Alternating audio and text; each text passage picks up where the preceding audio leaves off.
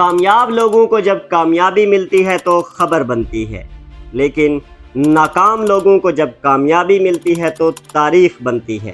عزم و ہمت کے دیکھنے والے معزز ناظرین، اگر آپ بھی تاریخ بنانا چاہتے ہیں تو ہماری ویڈیو کو آخر تک دیکھیے، کیونکہ اس ویڈیو کے بعد آپ کی زندگی مکمل چینج ہونے والی ہے۔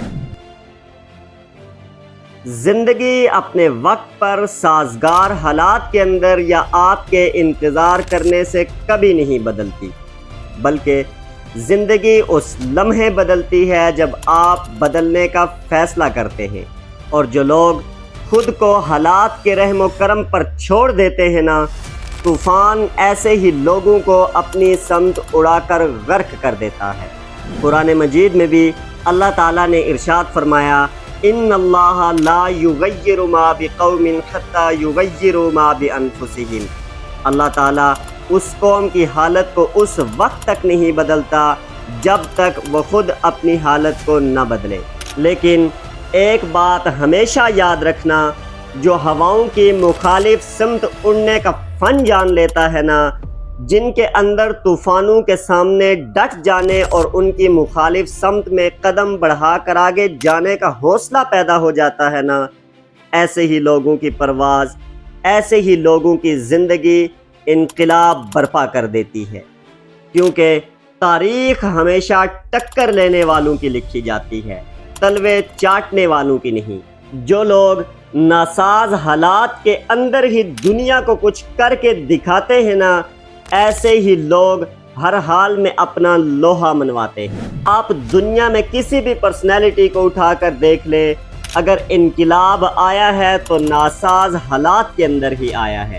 آپ مسلمانوں کی 6 اور 7ویں صدی کی فتوحات کو اٹھا کر دیکھیں، مسلمانوں نے تب قیصر و کسریٰ اور رومن امپائر کا تختہ الٹ دیا تھا جب حالات بالکل ناساز تھے اور مشکل وقت سے گزر رہے تھے۔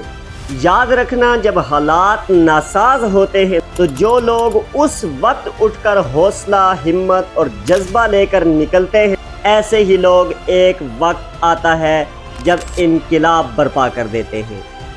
آپ سقراط کو اٹھا کر دیکھ لیں کہ جب سقراط نے دیکھا کہ اس کے اندر تبدیلی کی کرن رونما ہو چکی ہے، اس نے دیکھا کہ میرے مرنے سے بھی انقلاب آئے گا، تو اس نے زہر کا پیالہ بھی جام عشق سمجھ کر پی لیا تھا، کیونکہ وہ جان گیا تھا کہ یہ زہر کا پیالہ کئی لوگوں کی زندگیوں میں انقلاب لے کر آئے گا۔ وہ جانتا تھا کہ میری وجہ سے کئی لوگوں کی زندگیاں تبدیل ہو جائیں گی۔ اور یاد رکھنا کہ اگر تم دیکھنا چاہتے ہو کہ تم کتنا تبدیل ہوئے ہو، اگر جاننا چاہتے ہو، ریئلائز کرنا چاہتے ہو اور اپنے آپ کو انالائز کرنا چاہتے ہو، تو سوچو کہ تمہاری وجہ سے کتنے زندگیوں میں تبدیلیاں آئی ہیں۔ اگر تمہاری وجہ سے کچھ تبدیل ہوا ہے تو جان لو کہ تمہارے اندر تبدیلی آ چکی ہے۔ اور یہ بھی یاد رکھیں کہ جب تک آپ خود کو بدلتے نہیں، اس وقت تک کبھی آپ کی پہچان نہیں بن سکتی۔ معزز ناظرین، سکندر کا ایک سپاہی تھا جس کا نام بھی سکندر تھا۔ اکثر مارکوں میں بھاگ جایا کرتا تھا، وہ بزدل تھا۔ ایک دن سکندر نے اس سپاہی سکندر کو پکڑا اور کہا کہ یاد رکھ، یا تو بہادر بن یا اپنا نام اسکندر بدل دے، کیونکہ سکندر نام ہی بہادری کا ہے۔